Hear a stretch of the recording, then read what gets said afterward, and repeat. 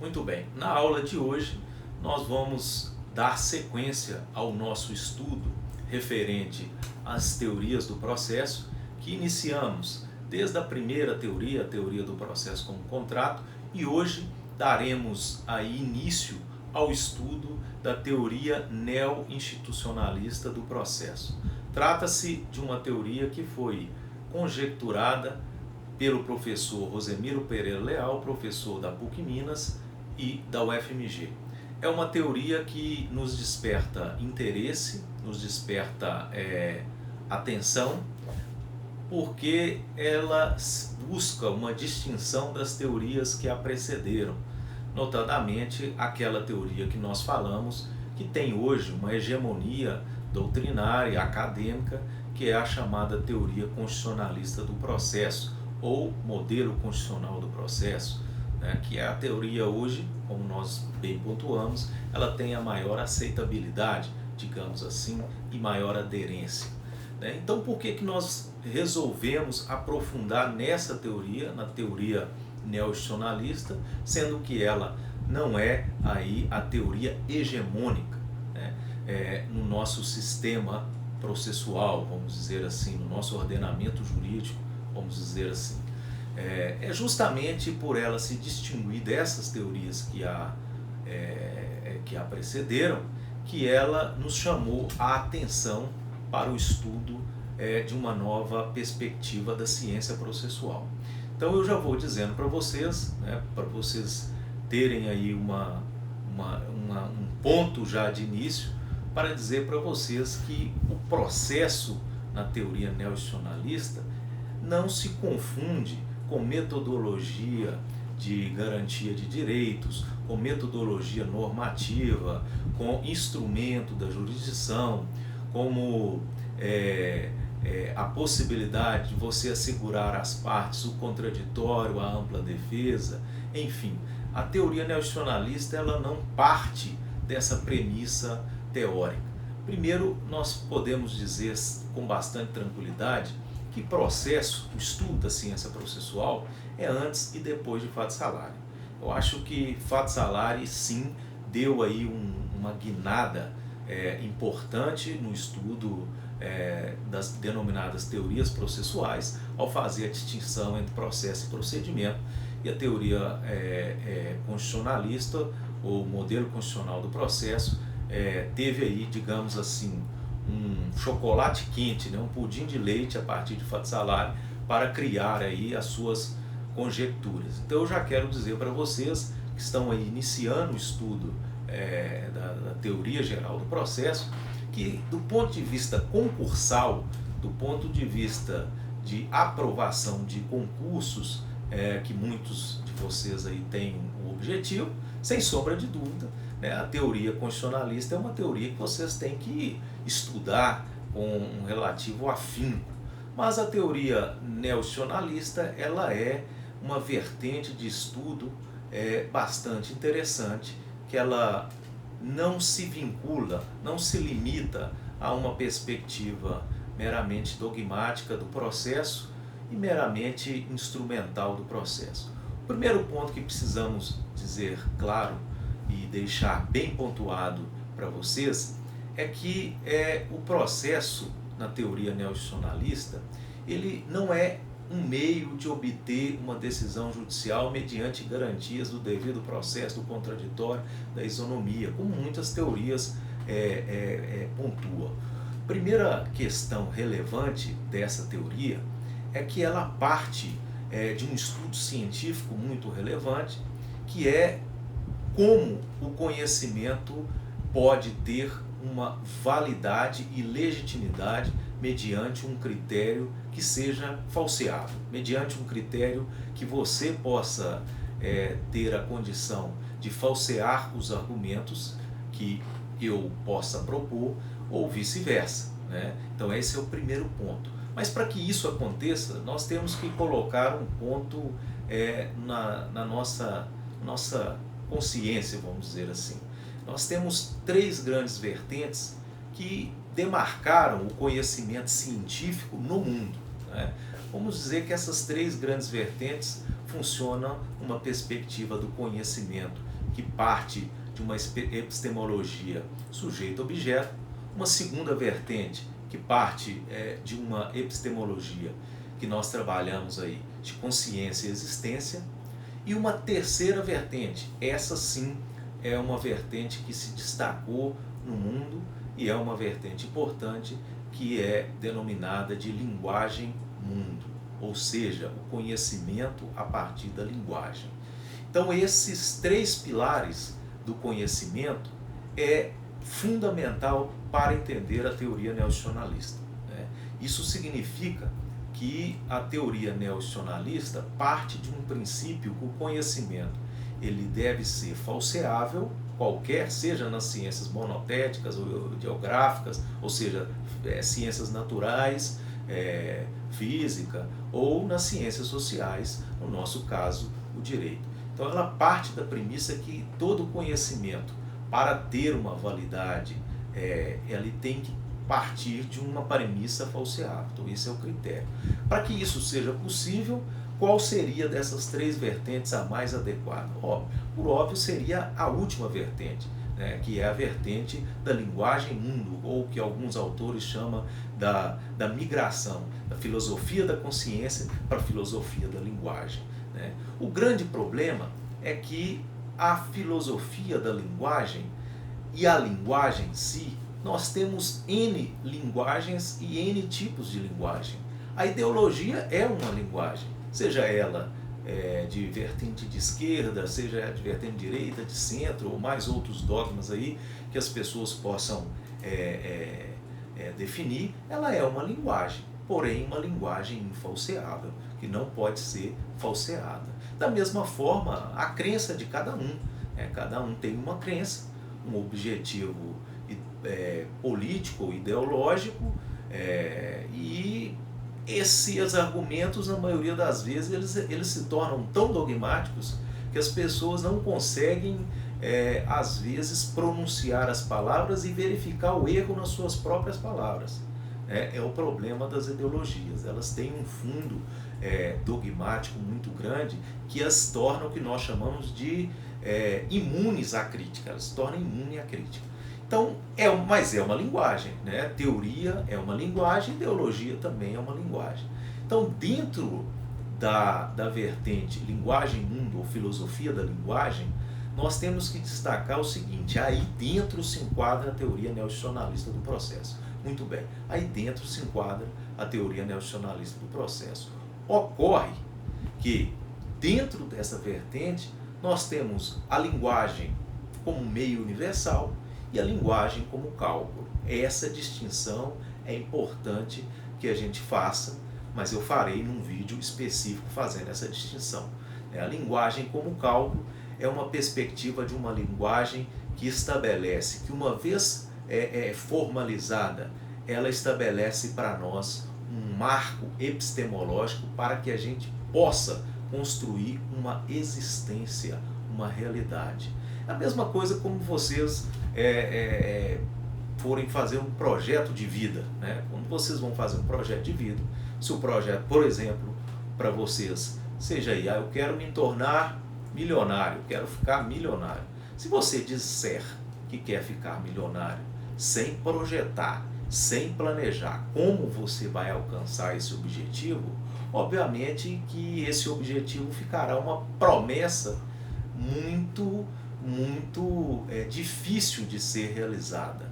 Então, na vida pessoal, né, na vida do dia a dia, você precisa tudo ter um projeto, né, ter um problema a ser enfrentado, por óbvio. Primeiro, toda ciência parte de um problema, ciência conjecturada, ela parte de um problema, e para enfrentar esse problema, como você vai enfrentar? Se você for enfrentar com uma ideologia, com um discurso ideológico, você corre um sério risco de cometer erros ou danos irreparáveis, né? Porque a própria ideologia, ela se torna muitas vezes imune, ela te cega a observar as falhas, as aporias que nós temos no seu próprio discurso ideológico.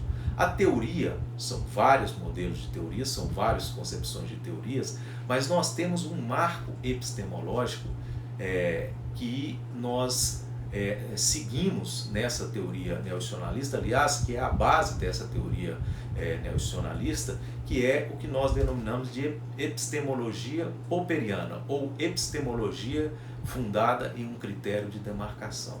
Ou seja, o conhecimento científico com pretensão científica, ele deve se sustentar por um critério de falseabilidade no discurso argumentativo.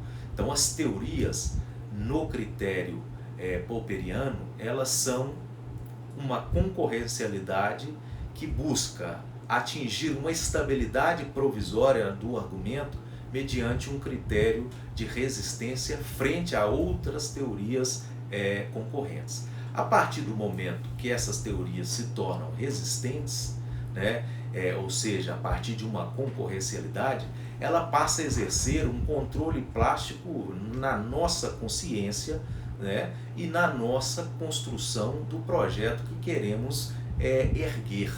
Então, a lógica da teoria popperiana, em linhas bem simples, para que vocês possam compreender, é isso. Eu não posso construir um projeto, seja um projeto de Estado, ou seja um projeto de casa, ou seja um projeto de sociedade, sem que eu tenha ali um fundamento linguístico para erguer esse projeto de forma planejada, ordenada, e que esse projeto possa também ser aberto à crítica, ser aberto à falseabilidade em seus fundamentos. Então, é esse modelo de linguagem que a teoria neoinstitucionalista se ergue. E para isso, a partir dessa perspectiva, nós podemos dizer que no paradigma neoinstitucionalista, o processo é igual à linguagem. Ou seja, processo não é procedimento, processo não é garantia, processo não é sinônimo de liberdade ou utilitarismo da função jurisdicional para realizar o direito. Processo também não é um conjunto de princípios contraditório à ampla defesa.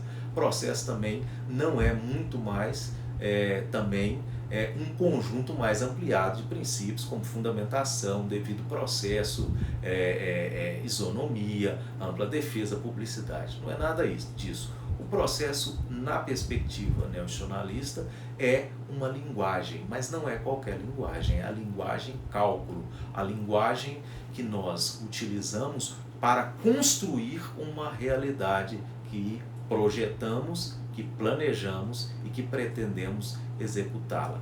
Só que no curso desse projeto, fundado em uma linguagem científica, por óbvio, é claro que pode haver erros, pode haver aporias, mas essas aporias serão controladas por um critério de falseabilidade, que é a demarcação, que permite que todo o discurso jurídico ele possa ser controlado.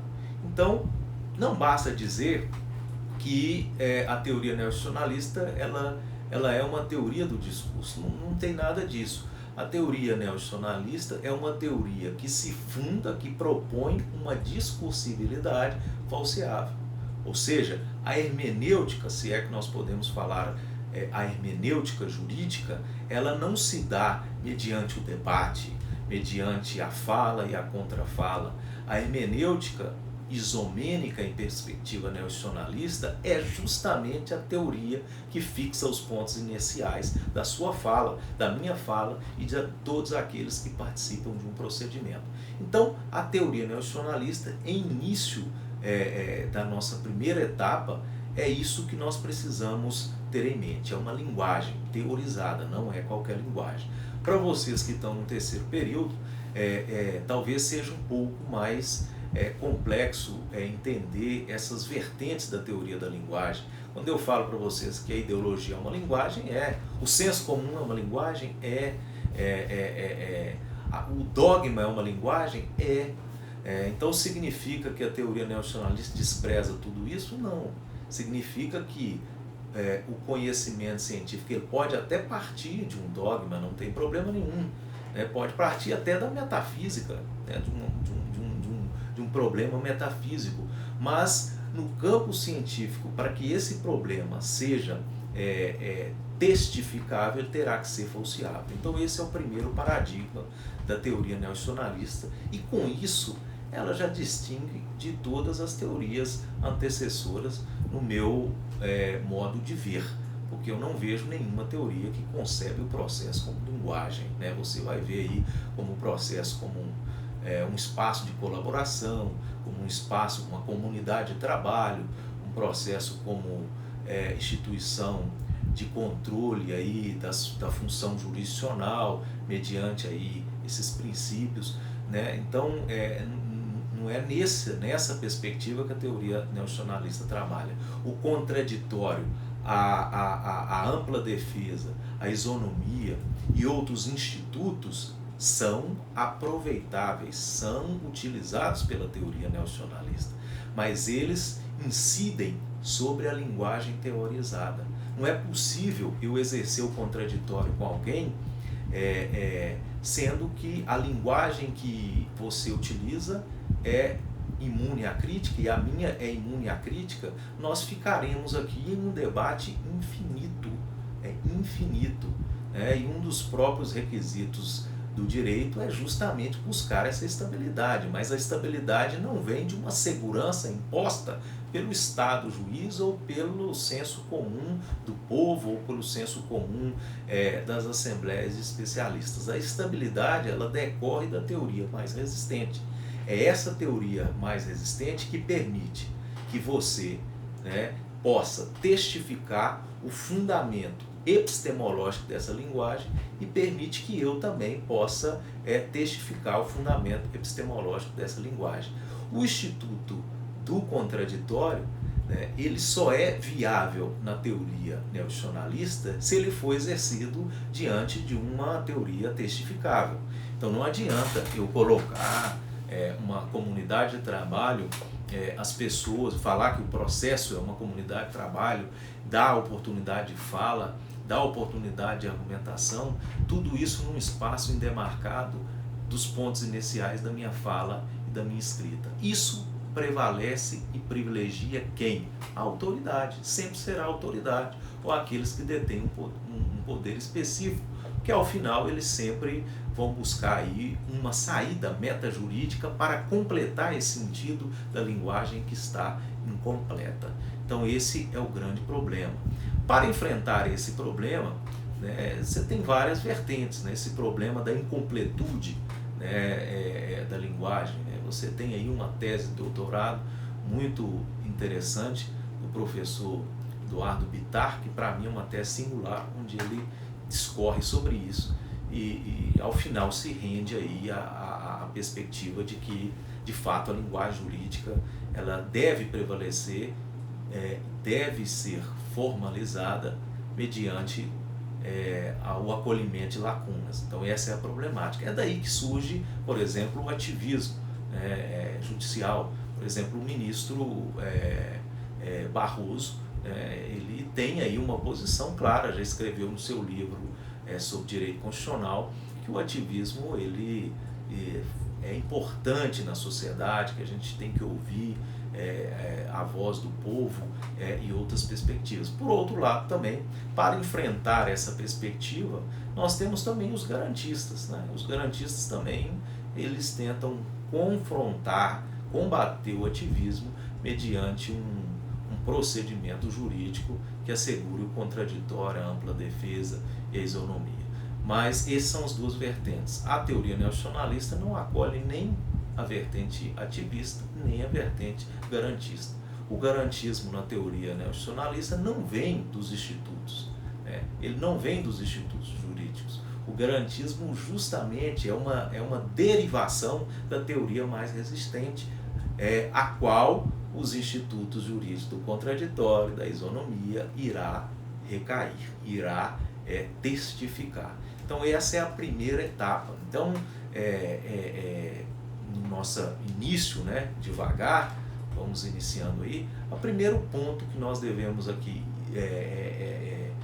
pactuar, vamos dizer assim, fazer aqui um consenso, é que a base da teoria neoinstitucionalista ela é uma teoria que se funda em um marco, um estatuto científico da linguagem. Ninguém constrói ciência se não for pela linguagem.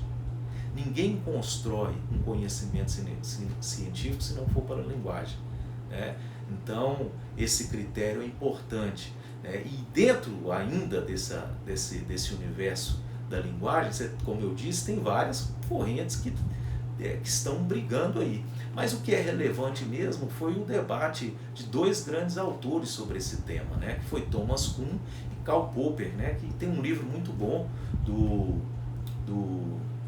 Carlos Ulisses, né? É um jurista espanhol que ele escreveu esse debate, demonstrando de forma bem simples a implicação desse debate desses dois grandes teóricos da epistemologia do conhecimento, né? Então, eu me filio hoje, vamos dizer assim, à vertente popperiana pelos estudos que eu aprofundei em Karl Popper, mas sobretudo pelos estudos do professor Rosemiro Pereira Leal, que construiu a sua teoria neoinstitucionalista a partir de um paradigma científico diferenciado. Então, o primeiro ponto é exatamente esse: o processo é uma linguagem, né? Então, apta a gerar testabilidade, a alcançar a eficiência do projeto que foi instituído por uma via normativa no plano instituinte. Então, o que gera a eficiência na teoria neoinstitucionalista é justamente a teoria mais resistente para construir um mundo possível, né? Nós não podemos aprender nada que seja talvez muito proveitoso pela indução. A indução pode nos levar a erros. Eu não posso olhar na realidade e tentar achar que a realidade vai ser portadora de sentidos para o direito. Eu não posso trabalhar aquele paradigma tridimensional de Miguel Reale, fato, valor e norma, como se o fato fosse já portador de um sentido natural, inerente, sábio. Isso é um conto, né? Vamos dizer assim, é uma facilidade para a gente deixar de enfrentar aquilo que é problemático no campo da ciência, que é o critério da falseabilidade, né? Então, essa teoria ela parte dessa premissa: eu tenho que ter uma perspectiva teórica de construção de Estado, de construção de sociedade e da formação de um povo, né? Por exemplo, se eu perguntar para vocês em sala de aula, muitas vezes eu brinco com os meus alunos dizendo que a sociedade já está pronta, né? Quando eles matriculam no primeiro período do direito, eles já conseguem visualizar que a sociedade deles está perfeitamente pronta. Se você perguntar a um aluno o que ele vai fazer concurso, um vai querer ser advogado, criminalista, que está na moda, outro vai querer ser promotor de justiça para condenar o preso, o criminoso, outro vai querer ser um defensor público para proteger os menos favorecidos, outro vai querer ser juiz e assim sucessivamente. Ou seja, essas profissões jurídicas que vocês têm na atualidade são profissões beligerantes. Ou seja, são profissões que preservam o conflito. Da mesma forma que o advogado criminalista não pode viver financeiramente, né, sem o crime. Da mesma forma também, se você trabalhar para a redução do crime, né, para a solvência do crime, você o quê? Você diminui o trabalho institucional de órgãos de persecução de ação penal, por exemplo. Então você diminui aquela instituição, ela vai perdendo o sentido se você trabalha na solvência. Mas aí também, se você faz isso, os juízes também podem reclamar porque está diminuindo o serviço. Ao contrário, o que a gente assiste é um fetiche, né, para essas atividades beligerantes. Então, um exemplo muito claro é que se vocês podem pegar qualquer discurso, né, de governador de estado, por exemplo, um discurso que estará sempre na pauta é aumentar o efetivo policial. Não passa pela cabeça do governante que aumentar o efetivo significa mais tributos, né? Significa que nós teremos que contribuir mais, e significa também que na medida que a gente não solve o problema, que é o problema da criminalidade, nós teremos também aí a possibilidade da falência da própria instituição estatal. Então, que não terá com quem mais cobrar tantos tributos. Chega um tempo que a carga tributária ela se torna tão exorbitante que nós viramos um caos. Então, a teoria neoinstitucionalista é um paradigma falseado. Ela é um paradigma que se coloca aberto à construção de qualquer projeto. Por isso que ela não se filia a nenhuma ideologia. Por isso que ela não filia a nenhuma filosofia de crença. Por isso que ela não se filia a nenhum paradigma fundado em tabus, que nós chamamos de sociedade, Karl Popper chama de sociedade fechada, ou a tradição do conhecimento fechado.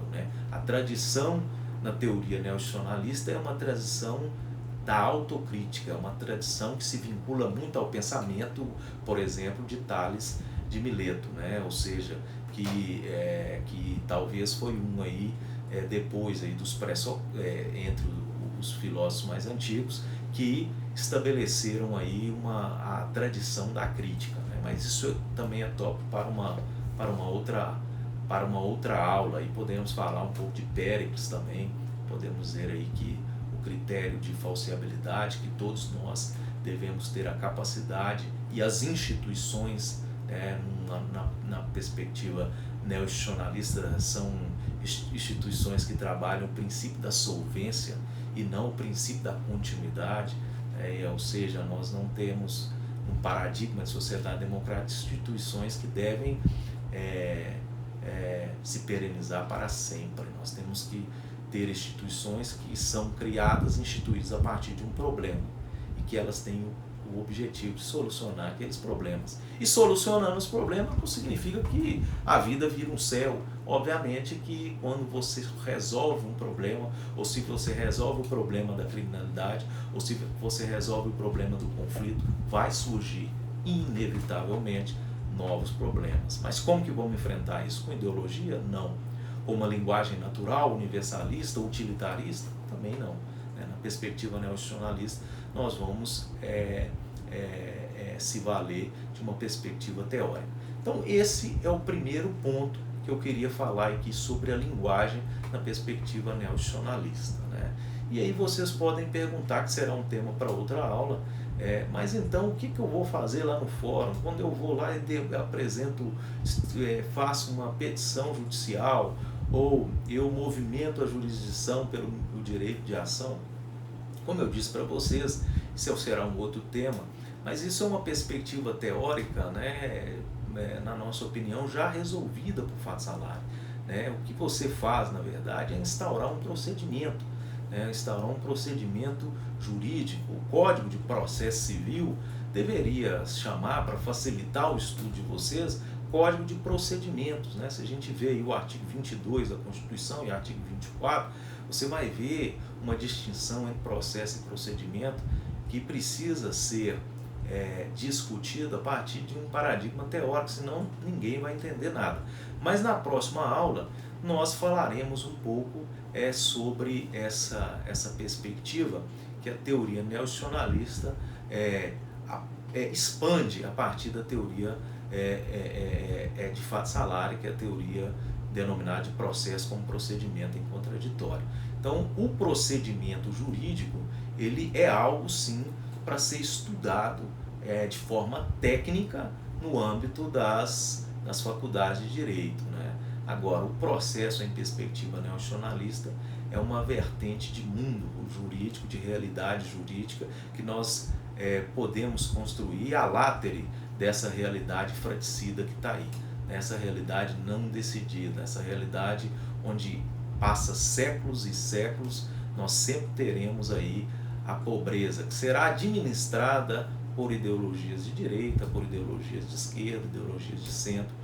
Então, essa perspectiva de enfrentar esses pontos, esses marcos teóricos de uma existência possível, nós vamos poder aprofundar na teoria neoinstitucionalista. Então, fechamos hoje simplesmente falando rapidamente sobre teoria neoinstitucionalista e linguagem, processo como linguagem construtiva do mundo, mas não repito, qualquer linguagem, porque existe N linguagens no marco científico. Mas na próxima aula nós vamos continuar aí, porque o tempo é curto e nós fizemos esse vídeo aí justamente num tempo bem curto aí.